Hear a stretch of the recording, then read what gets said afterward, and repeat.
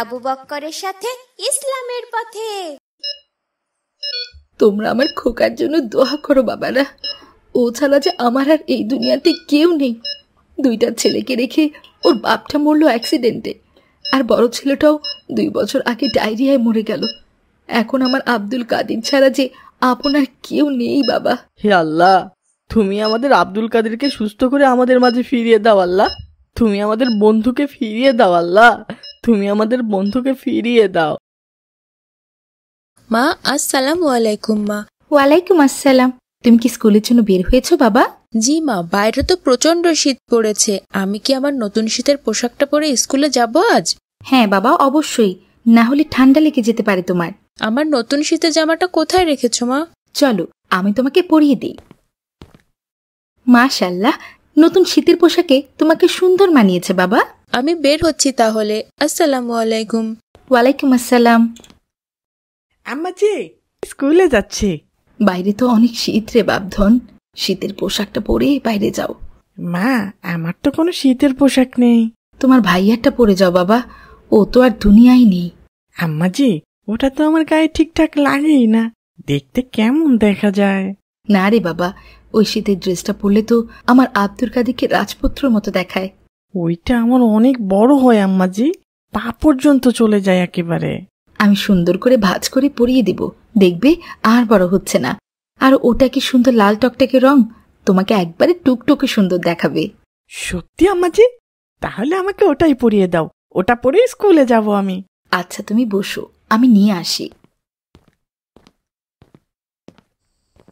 ওই দেখো, ছেলেটা কত বড় জামা পরে এসেছে, কেমন পাগল পাগল দেখা যাচ্ছে, তাই না ছেলেটাকে? কি যে ভয়ানক শীত পড়েছে, সবাই শীতে তো অতিষ্ঠ হয়ে গেছে। তাড়াতাড়ি বাসায় ফিরতে হবে। আমার অবস্থা খারাপ ভাই। আবু বক্কর স্যারের রুমে এতক্ষণ কি করে? তোর আবু বকর একটা অঙ্ক বুঝতে পারেনি, স্যারের কাছে সেটা বুঝিয়ে নিতে গেছে। আসলেই বাসায় রওনা দিব। ভাই ভাই দেখো, আব্দুল কাদের কি পরে এসেছে। এই আব্দুল কাদের, তুমি এটা কি পরেছো? তুমি কি তোমার বাবার শীতের জামা পরে এসেছো?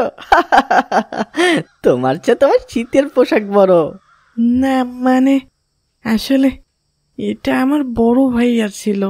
ভাইয়া তো মারা গেছেন, তাই মা আমাকে এটা পরিয়ে দিয়েছেন। তোমাকে তো পুরা জোকার দেখাচ্ছে। আব্দুল কাদেরকে দেখে আমি একটা কবিতা বানিয়ে ফেলেছি। কি কবিতা ভাই?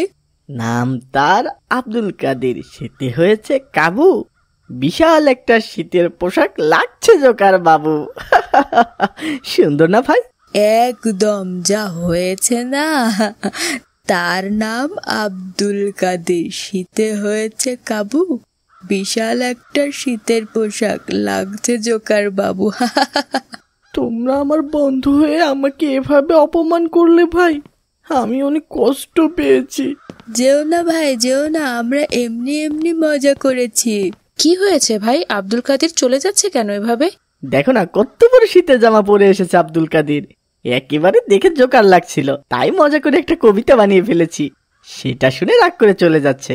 কি কবিতা বানিয়েছিলে? শুনবে কবিতা? দেখি শোনাও তো। নাম তার আব্দুল কাদের, শীতে হয়েছে কাবু, বিশাল একটা শীতের পোশাক লাগছে জোকার বাবু। সুন্দর না ভাই? ভাই, কাউকে এভাবে তুচ্ছ করে অপমান করা উচিত নয়। ওর হয়তো ভালো শীতের পোশাক কেনার সামর্থ্য আল্লাহ দেননি। অন্যকে নিয়ে ঠাট্টা বিদ্রুপ করা, তার দোষ চর্চা করা মুমিনের গুণ হতে পারে না ভাই। আল্লাহ তাআলা বলেন, কোনো মুমিন যেন অন্য কাউকে উপহাস না করে, কেননা যাদের উপহাস করা হচ্ছে তারা তার চেয়ে উত্তম হতে পারে। তাছাড়া আমাদের মহানবী সাল্লাল্লাহু আলাইহি ওয়াসাল্লাম এক হাদিসে বলেছেন, এক মুসলিম অপর মুসলিমের দ্বীনী ভাই। একজন মুমিন ব্যক্তি তার ভাইয়ের ওপর অবিচার করবে না, তাকে অপদস্থ করবে না, অবজ্ঞা করবে না। ভাই, আমাদের ইসলাম এটা পছন্দ করে না। আরে আমি তো এমনি এমনি মজা করেছি শুধু।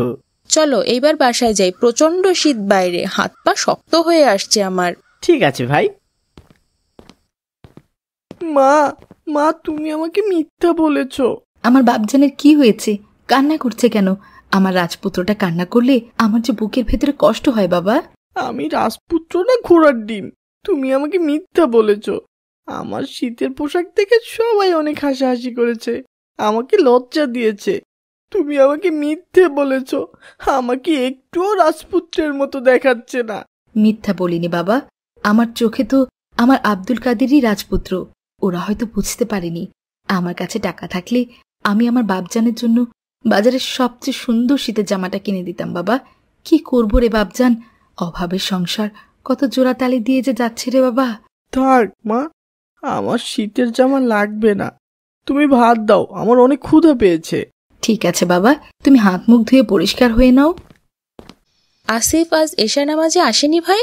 আমি ডাকতে গিয়েছিলাম, বলে বাইরে অনেক শীত, এত শীতের ভেতর মসজিদে যেতে পারবো না, তুমি চলে যাও। ভাই, আমারও এত শীতের মধ্যে ফজর আর এশার নামাজ আদায় করতে অনেক কষ্ট হয়। মুমিনের কাছে কনকনে শীত ঠান্ডা আরেক ইমানি পরীক্ষা ভাই। এ কারণেই প্রিয় নবী সাল্লাল্লাহু আলাইহি ওয়াসাল্লাম জাহান্নাম ও গুনাহ থেকে মুক্তি লাভে শীতকালকে ইবাদতের বসন্তকাল বলেছেন। রাসূল সাল্লাল্লাহু আলাইহি ওয়াসাল্লাম বলেন, শীতের প্রচণ্ড কষ্ট সত্ত্বেও যে সঠিকভাবে অজু করে নামাজ আদায় করবে, আল্লাহ তার পাপ মোচন করবেন, তার মর্যাদা বৃদ্ধি করবেন। সুবহানাল্লাহ, তাহলে তো এই শীতে আমাদের বেশি বেশি ইবাদত করা উচিত ভাই। হ্যাঁ ভাই, দেখো তো ওইটা আব্দুল কাদির না? হ্যাঁ ভাই, কিন্তু এত ভয়ানক শীতের মধ্যে সামান্য টি শার্ট পরে নামাজে এসেছো, ওর শীত লাগে না? আব্দুল কাদির ভাই, এদিকে এসো। আসসালামু আলাইকুম ভাই। ওয়ালাইকুম আসসালাম। তুমি শীতের পোশাক পরোনি কেন ভাই? আমার শীতের পোশাক তো একটু বড়, তাই সবাই হাসাহাসি করে, তাই পরিনি। তুমি তো অসুস্থ হয়ে যাবে, ঠান্ডা কাশি লাগবে, তোমার শীত লাগছে না? শীতের চেয়ে লজ্জা বেশি লাগে ভাই।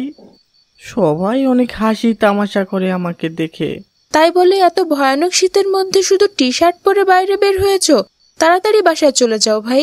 ঠিক আছে, আসি তাহলে। আসসালামু আলাইকুম ভাই। ওয়ালাইকুম আসসালাম। মা, আমি স্কুলে যাচ্ছি। বাপজান, তুই আজকেও শুধু টি শার্ট পরে স্কুলে যাচ্ছিস? এত শীতে মানুষ বের হতে পারছে না, আর তুই এইভাবে প্রতিদিন শুধু টি শার্ট পরে বাইরে ঘুরে বেড়ালে তো অসুস্থ হয়ে যাবি রে বাপজান। সবাই শুধু আমাকে নিয়ে ঠাট্টা করে, আমার অনেক কষ্ট হয় মা। আমাকে যতদিন না ভালো শীতের পোশাক কিনে দেবে, ততদিন আমি শুধুই টি শার্ট পরেই বাইরে যাব। বাবারে, আমার কাছে টাকা থাকলে তো আর এই কষ্ট আমি তোকে করতে দিতাম না। হে আল্লাহ, তুমি আমার ছেলেটাকে দেখে রেখো আল্লাহ। তুমি তো হেফাজতকারী আল্লাহ, আমার সন্তানকে হেফাজত করো আল্লাহ। আসসালামু আলাইকুম ভাই, ভয়ানক এক দুঃসংবাদ আছে। ওয়ালাইকুম আসসালাম। কি দুঃসংবাদ ভাই? আব্দুল কাদের অনেক অসুস্থ, আইসিইউতে ভর্তি আছে, ওর মা শুধু কান্না করছে। কি বলো এসব? এই জন্যই 4-5 দিন ওকে মসজিদে দেখছি না। আমি ভেবেছি বাড়িতেই নামাজ আদায় করছে হয়তো। কি হয়েছে ওর?